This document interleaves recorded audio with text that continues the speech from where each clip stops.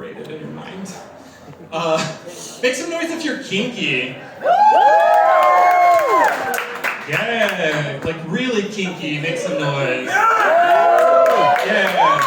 Okay, now make some noise if you have a good relationship with your father. It's always like that, you know? Yeah.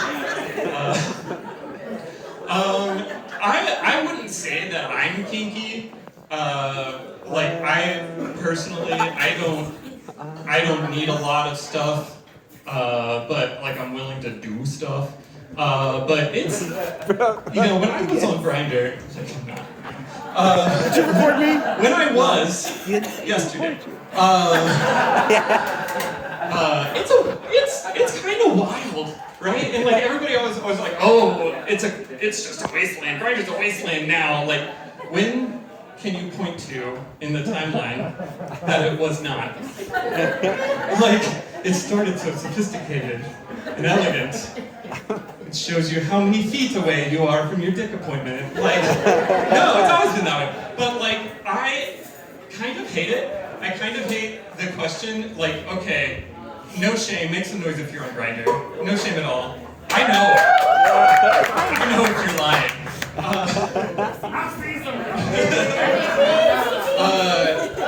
The worst question you can get, and what are you on here that for? clap can back me up, is I hate it. What are you into? What are you into? Like, calm down. Yeah. Like, I don't know, sex with men?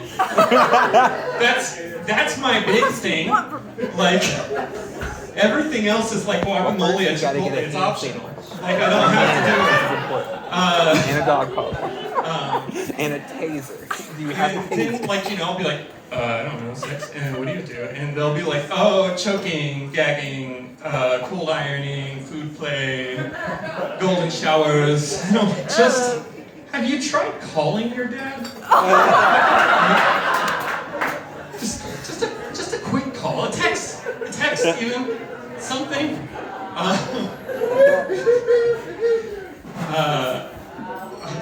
can't with Josh. I love it so much. I love it. It is the best life in Kansas City. I don't have, to be honest, the best relationship with my birth father. We haven't spoken in quite some time. And it all started with this thing that happened 28 years ago when he died. I know, right? The days leading up to he's in a coma, it's like, why aren't you paying attention to me? Oh, absentee father.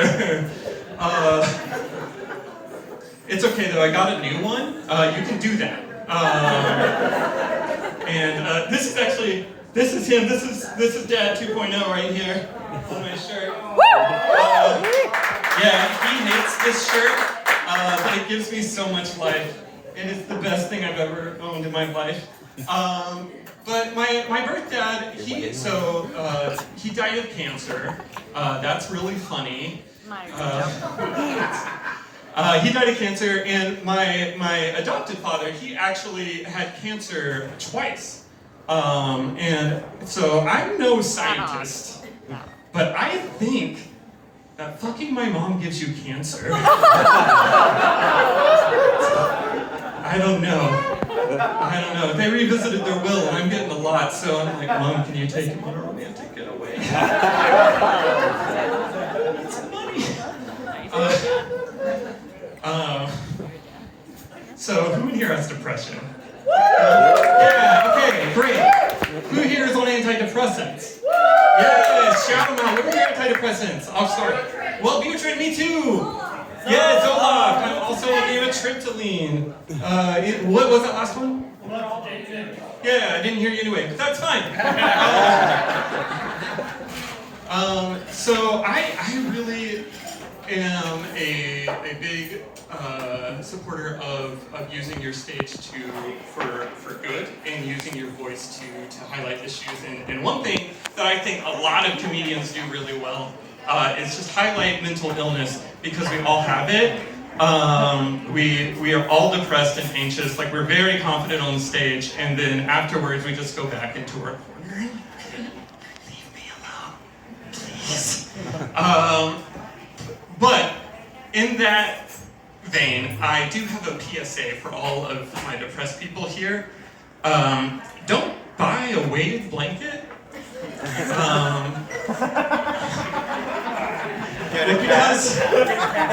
Because okay, I bought a weighted blanket, and I would